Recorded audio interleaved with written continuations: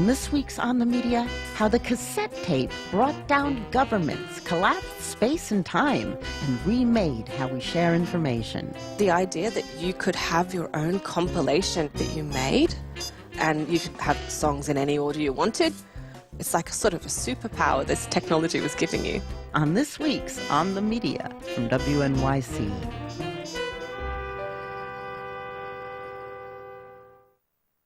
Join us for On the Media, Saturday mornings at 7 on KSJE Farmington. KSJE is supported by San Juan Regional Medical Center, a community-owned and operated hospital. Here for you when you need us. From emergency care to routine checkups and screenings, caregivers are here and ready to provide the safe, high-quality care you need close to home. Online at sanjuanregional.com with the latest health information and resources to help you live life better here.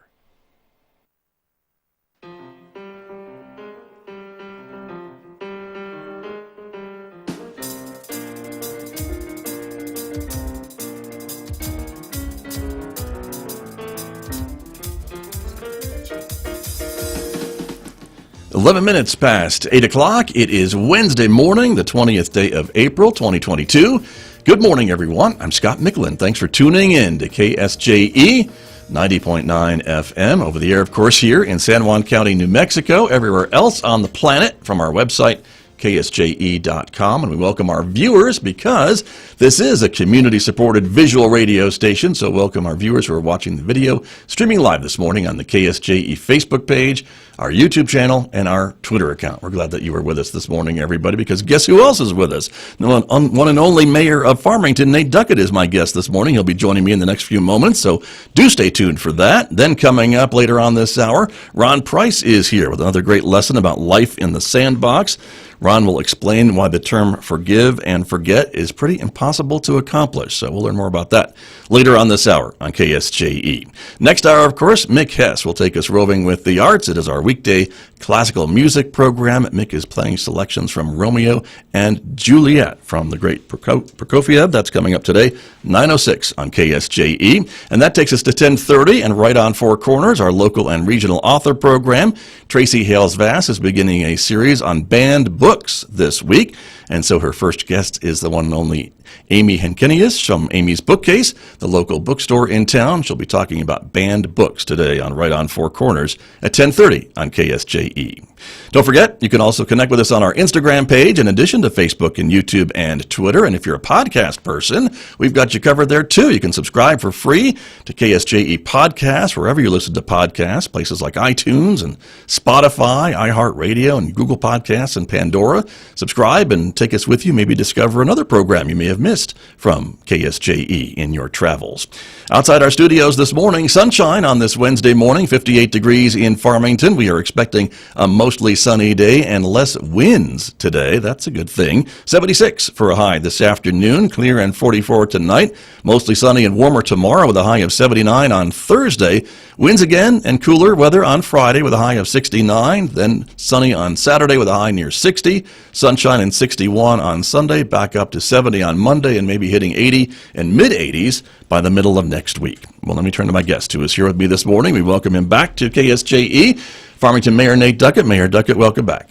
Scott, always a pleasure to be here with you and your viewers and your listeners. That's right. Yeah. We're multidimensional, my friend. We are. That's true. That's true. I mean, and you're a radio host, so you have the listener part. But, I got the listener part. But, well, at least I hope there's some listeners out there. I think there are. I hear some. I think there are. Yeah. But it's great to have you here so people can see us and hear us. So it's great to be back. Things are going well in the city, you're telling me, before we came on the air, which is always good to hear. Well, there's a lot of energy right now. I don't know if anybody's been out on like a Wednesday afternoon, but it's a pretty busy Main Street happening here. I'm starting to complain about traffic again, right. And so the city manager always yells at me and says, "Those are shoppers, Scott. Don't complain about those people that are in town." Money. That's right. Spending money. That's right. So no, things are good right now. Year to date, Scott, through January, just to give your viewers, listeners, kind of an update. We're 18% up to our budget for gross receipts tax. Okay. A lot of that has to do with kind of I would say the federal push for stimulus dollars that have been infused in all of our communities.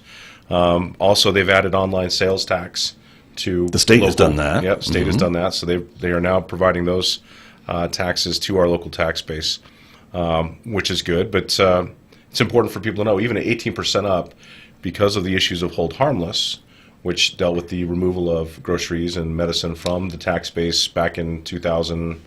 A while ago. It's been several years, right. And then they came back and said, look, we want that money back as a state, so now we have to pay back $4.5 million this next year. So that'll get cut down a little bit, but it gives us a little bit of cushion in my mind to get through some kind of big, hairy goals we need to get through and take care of some really some maintenance issues as well. Okay, good to know. You were telling me that these numbers look closer to maybe where the city was revenue-wise even prior to the 2008 recession. Right. So we've used the 2008 as kind of the peak of what gross receipts taxes collected here in the city were, and since that time, it's just kind of been this downtick and then some upticks built in there. But we believe that this year we may reach that pinnacle again. So that bodes well for our local economy, local businesses, and certainly what we're seeing. And if you speak to a realtor today, or if you spoke to them at the end of last year, they had a banner year last year. They're too busy. I can't speak to any of them. They never return my calls. 5 years ago, the market was flooded with houses, and now we're in a position where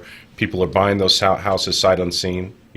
Fortunately, there is all the virtual tours you can now take of people's homes, but we're seeing a lot of that. People buying using cash, people asking, $30,000, $40,000 over asking price to get those houses secured. It's just an interesting time to be in this marketplace, and I don't think Farmington's the only place that's seeing it, but it's certainly a special moment, I believe, for our city. Right, and I don't know if we were expecting that either. I don't think we were. I mean, I think if we go back to 2014, 2015, when we started doing the kind of the rebranding of who we are, who we wanted to be, of course, led by our friend Tanya Stinson at the CVB. That was kind of the idea, like, hey, let's build this together. Let's come up with who we want to be, and let's make it an energized message that we could send out, broadly. And I really believe that Jolt Your Journey message and the fact that we believe that this is a place where active families can thrive. I mean, that sort of thing is resonating with a lot of folks. And we're getting a lot of retirees. There's not a week that goes by that I'm not hearing about a retiree of some sort who's moved here from somewhere else because of the Four Seasons. Because of the low tax and low cost of living, low cost of housing. So it's definitely, I think the message is getting out there. Right. Well, and I think, anyone in marketing probably will tell us that that's consistent and repetitive messaging is really important. And that's what we're seeing, I think, too. Well, I think what was great about the way we went about this, kind of the rebranding, was that we wanted to focus on how do we change internally? How do we get our attitude in the right place where we could actually have a conversation with people who are coming to visit Farmington, and they ask the question like, why should I be here? What is there to do here? What's special about your community? And I believe now we know more than ever what those special attributes are, and because of that, it's much easier for everybody to speak about it. The A2D program that the Convention and Visitors Bureau puts on, that's a customer service program, right, where they infuse in there all the messaging and the great things that are happening in our area. To create ambassadors. And when you're looking at service industry jobs, hospitality jobs, that's really critical that those individuals have that top-of-mind attitude or knowledge of what needs to be shared. So I think that's gone a long way. And then, of course, just the outreach. We've had some pretty amazing articles written about Farmington and the energy that's going on here. And I think that's going to continue to resonate. We've got a Viewpoint with Dennis Quaid's series coming out on PBS. That'll be here. I think it's going to be mid-spring, late spring. That's going to bring some good attention to what's happening here in our area. There's an article coming out in Business Mag online, again, talking about things that are happening here in our area. And I think if you look at some of the events that are now coming back, and you've got Riverfest coming around the corner. You're going to have all the great events happening in September, October. That we just, it's the best time of year to be here, of course. But we're also going to add a balloon festival. We're looking at doing an annual balloon festival, again, bringing that back to Farmington, and we'll see that sometime, I believe, late September. Okay. Some of us old-timers might remember the old balloon rallies in Farmington back in the day, so nice to see them back. Yeah, I mean, I remember driving to high school, and you'd see the balloons flying around, and so, I think it's good to tie into Ballooning in New Mexico, of course, is historic. I mean, this is kind of what we're known for. It's on the license plates, or it was. Yeah. Right. And we've got the museum in Albuquerque, so I think it's good for us to find a way to tie into those. Very good. Well, things. And I wanted to point out too that I think important with all these other things, the growth, the tourists, the retirees, and things like that, is the investment that the city has made in certain key areas, and one we're going to talk about in depth in just a moment. But the aquatic center, certainly the Brookside Bay, Farmington Lake. Sure. Some of these things, again, that took some city money to kind of build these amenities, and then, as was told to me, as the city was investing these substantial amounts of money, that these will be attractions, and then the folks will come. They might stay an extra night in a hotel. They may come here to shop, but stay, take the kids out to the lake or the pool, and then spend a little more time and spend a little more money, and that would help everybody as the rising tide raises all boats, or whatever that phrase might be. But those things, I think, are part of what you're talking about, and the city has made some strategic investments downtown also to then help businesses and others appreciate what we have. Absolutely. I think that's the goal, is that public-private partnership in creating that canvas and putting in those types of amenities that are attractions so that the local businesses can thrive from the people that are coming in. The Convention and Visitors Bureau did a report to us this week at City Council. What the key thing I took away from that is in 2015-14, the average stay nights here of somebody coming to town was like 1.2 nights. It's now 3.3. So we're seeing that increase because there are those additional things for people to do. You mentioned Brookside Bay, but also Farmington Lake. Yeah. Farmington Lake's become a real jewel here in the area. We've created 13 new kind of beachheads, so to speak, on the north and west sides of that area, and a mile-and-a-half long trail that goes around it. Because that's what people want, and they want to be outdoors in this area. I'm really, one of the things that the pandemic being the pandemic, one of the good things that came out of it is that restaurateurs decided, look, all right, if we're going to be forced to go outside, then we should spend some money and create some nice outdoor seating areas. And I think you've seen a lot of that investment from those restaurants to put people outside, because it's too beautiful not to be out there. Right. Well, and the climate here, I mean, you can do that. Yeah. 7-8 months of the year, exactly. Mostly, But yeah, there you go. The other thing that we haven't mentioned, and that I want to, and the work is going on as we speak, is a Pinyon Hills Golf Course.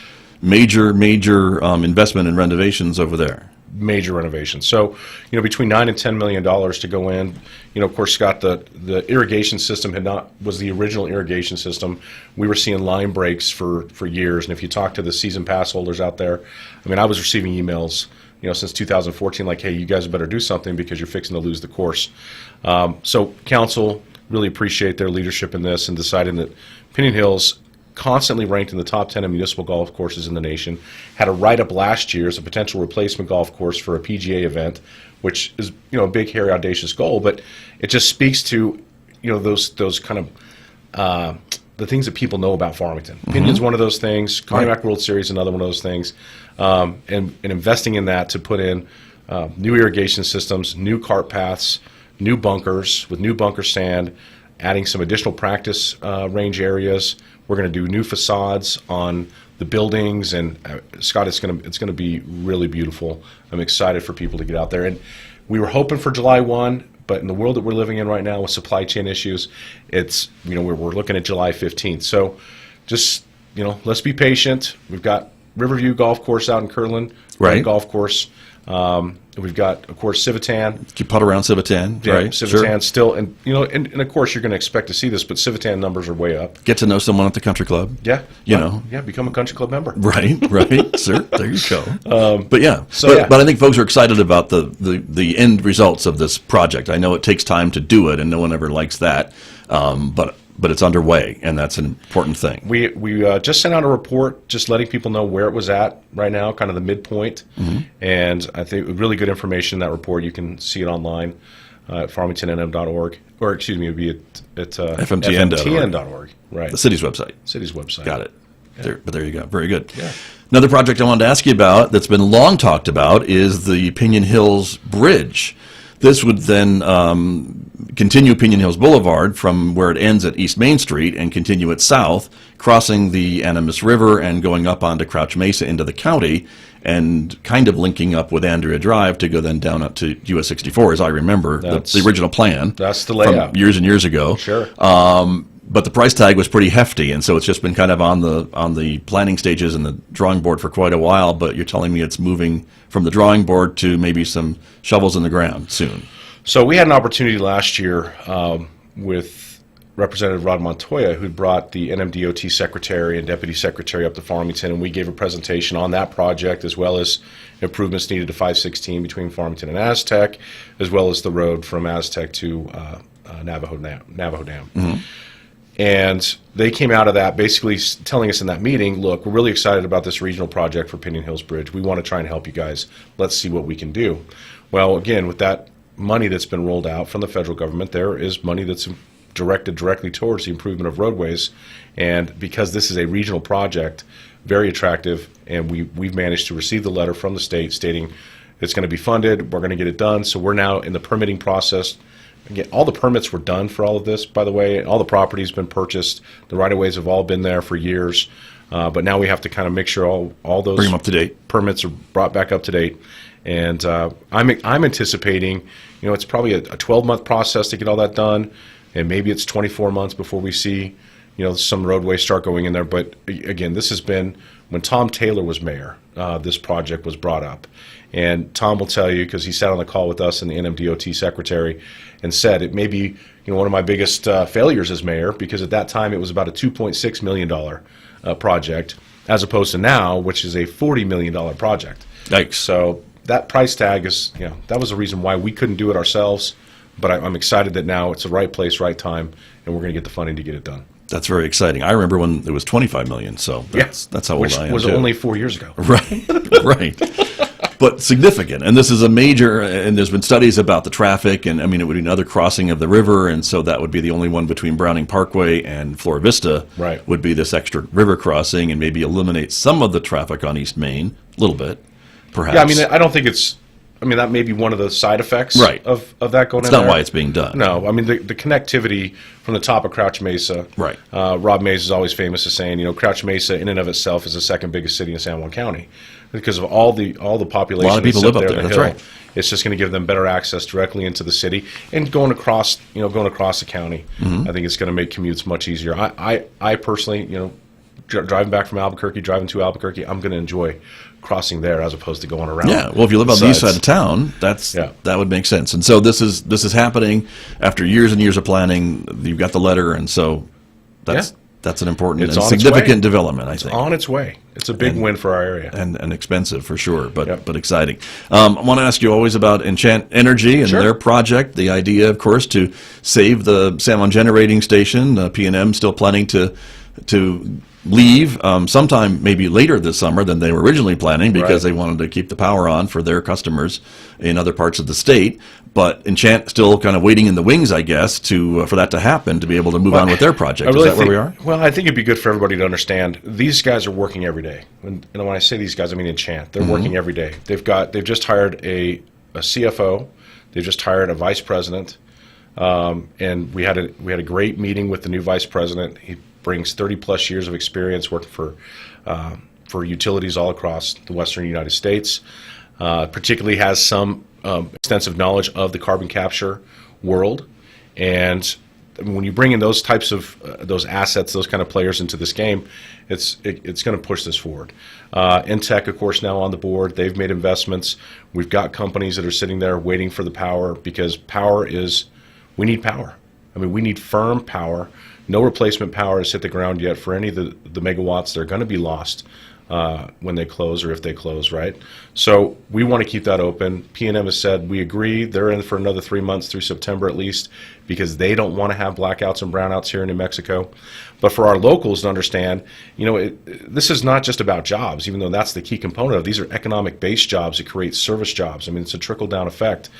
But as ratepayers go, those 43 megawatts that we have in that facility and the undepreciated assets, which are tens of millions of dollars that are still sitting in there that we've already paid for, if we have to close down that facility and walk away, we're looking at some rate increases that are going to happen across our service district. Those are things that we don't want to have to do. So maintaining the operations there continues to provide low-cost electricity power across 1,700 square miles, which is invaluable Right, right. Now, people may be a bit confused because P&M, San Juan Generating Station, known as a P&M power plant, but the city of Farmington, the Farmington Electric Utility, does have a share of that facility. And There's 5 owners right in there right now. And so, the city becomes kind of the de facto owner, I guess, when P&M does decide they're going to leave. So, as part of our contract, ownership contract, the opportunity to extend the life of the plant was provided to all the owners. This was 2018. We said, look, we want to see the plant extended. We're going to try and find new solutions for how to utilize this facility. And within that contract, that transaction essentially passes that on to the city. And with our agreement with Enchant Energy, we would then simultaneously pass ownership on 95% ownership to Enchant Energy. Right. That's what's in place right now. That's what's in place. And gotcha. And so, so that's what everyone's kind of watching for. We've had Hank Adair on this program talking about the summer power concerns that P&M had, and he seemed to make it sound like Farmington does not have the same concerns maybe that P&M has for their service area, the brownouts and things like that. It seems like the city is in pretty good shape for power supplies in this crazy changing marketplace of energy. We do feel good about where we're at right now. The big concern for us is, of course, we're going to have to purchase power for a period of time. The costs of energy have gone up. Certainly in the summertime, we see those. Last year, I mean, there was months that was over $200 per megawatt hour. In perspective, right now we're paying about $46 per megawatt. So it's a big jump in price. Of course, that has to get passed on to ratepayers. We don't want to be in that position, which is why we want to be able to control our own destiny in this situation and maintain the operation of that facility. Of course, we have Plan B. I mean, we're not just sitting there putting all the eggs in one basket. We understand that within our integrated resource plan, which is going to kind of our portfolio for where our energy, our power comes from, we're looking at opportunities to add additional natural gas powered facilities as well. I'm sure solar is also in that IRP. Those are things that they're working on. But we're open to any and all. We just want to make sure that we maintain what one of my PUC commissioners made mention of the other day. We want to be rad. We want to be reliable. We want to be affordable. We want to be dependable. And we want to be durable. And I think those are the four components to make a good electric utility company. So. Right, understood. And that's some of the things that come into play when you start talking about adding renewables and things like that, because Sure. I as you have told me and others have told me, it's great when the sun's out and the wind's blowing and things along that line, Absolutely. but then when those things aren't happening and people still want to turn on their air conditioner in the summer or their heat in the winter or whatever the case may be, Right. then what do you do? And that's where some of this other standby power or other types of power come into play. Absolutely. And that's where we are. So, Yes, sir. Just look what's happening over in Europe right now. If you look at the country of Germany, Germany's paying 3 times as much for power as what the United States does. And now their sole supplier of natural gas, or one of their major suppliers of natural gas, is in the midst of a land war in Europe. Right. And so now, of course, they're dealing with rationing natural gas. Energy independence is critical. It's important for the defense and for the safety of our country. And I think we sit in a place where we can provide that, and we want to do so. Right. Just one more question about Sure. Enchant, and we'll move on from that. But there's still a lot of critics out there that say, this plan, it's really great on paper, but it's really, there's a lot of issues, a lot of roadblocks to maybe making this go, and a lot of folks don't know if this is going to really ever happen. So, Sure. I know you hear that as well. What's your message to some of those critics out there that just say? I always hear it from you, so I Do know you that always hear it I can from always me? count on the question from you, Scott. Okay. What I would say is this: the investment that the city of Farmington has put us in a position where we have limited risk. So we are putting in dollars when it comes to legal fees and those things to see this transaction through, but the payoff is way higher than the cost of us trying to fight for it. When we're talking about 1,600 economic-based jobs, these are $100,000 a year jobs. The impact that it has to CCSD school district, we have to be really honest with ourselves about that. This is a situation where we recognize that we want to save the day, so to speak.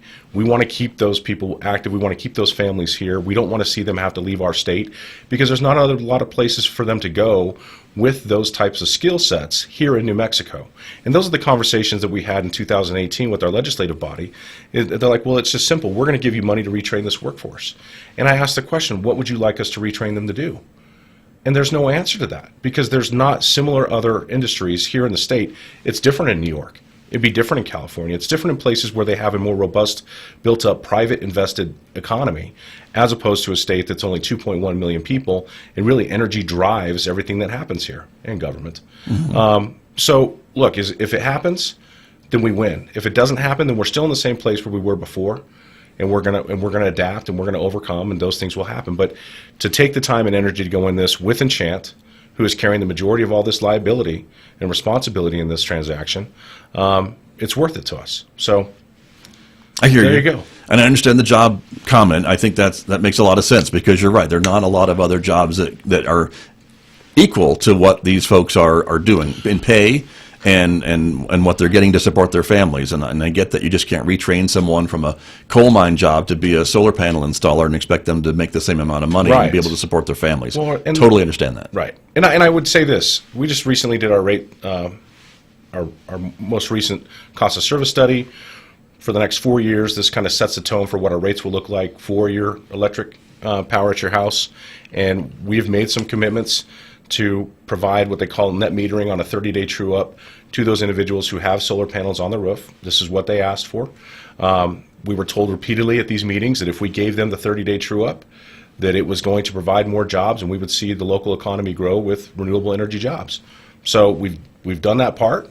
I'm excited to see the new jobs come into town, and I'm hopeful that happens. Got you. And these are for folks who choose to maybe add solar to their homes or businesses, yes, right? And then correct. but still remain on the grid. They're on the grid. They sell back power that they're not using for their own uses. We pay them. It's 3.5 cents. It's what we call the avoided cost. It's what it costs us to buy power off the line, and so they're able to, take care of the cost for their electricity, provide electricity to the grid when the sun's out and is needed, and I'm, like I said, I'm excited. All forms of energy we're in the game for, and we want to be supportive of. But when you're talking about 43 megawatts at a plant with low cost, reliable power, those things are too important to us to just let go. And that's why we're doing what we're doing. Right. Well, and that's been your message from the very beginning, I think, was really thinking about those jobs, those families, and what that would mean to the greater economy if those folks aren't here, those jobs aren't here anymore, and low-cost power. I mean, low-cost power. Right. Got it. We're almost out of time, Mr. Mayor. Really? Yeah, we are. I'm sorry. I know. Can we do a second part of this show? We could. Look at this list. I've got all these things. Did I not get through half of your list? I'm sorry about that. I think we got to 3 things, Scott. 3 things. Well, that's all right. Well, then we'll have you back. See, that's how that'll work. Always happy to come back. We will have you back. But I do know that there are politics, of course, you're the mayor, so you have to be involved in politics from time to time, every 4 years.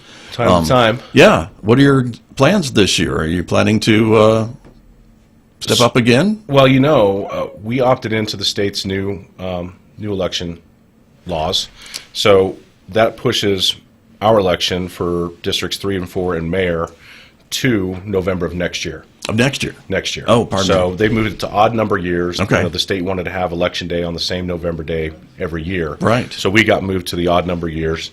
So we're sitting here in April of 2022, November of 23.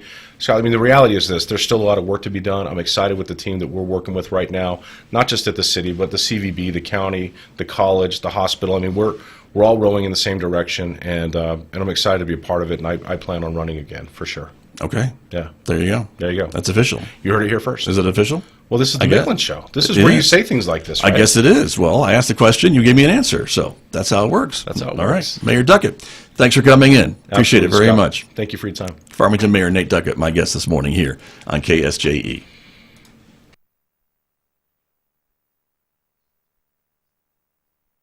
KSJE is proud to support Riverfest, Memorial Day weekend, May 27th, 28th, and 29th on the banks of the Animas River in Farmington.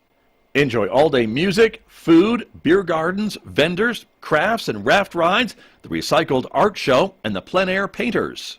Riverfest, a jolt-worthy event, proudly hosted by the River Reach Foundation, sponsored in part by the City of Farmington and the Farmington Convention and Visitors Bureau. Find out more at riverfestnewmexico.com. KSJE and San Juan College present the Student Success Coaching Tip of the Week. Week 13, Review and Reorganize. Whether you're using a notebook, a laptop, or a good old-fashioned flashcard, reviewing each line of your notes helps ensure that you hit all the right information you reviewed in class, and might even remind you of a few things you would have missed otherwise. It's good to review notes shortly after class, and then again a few days later. This allows you to take a break between edits and come back to the information with a fresh perspective. The Student Success Coaching Tip of the Week, presented by KSJE and the Student Achievement Center at San Juan College.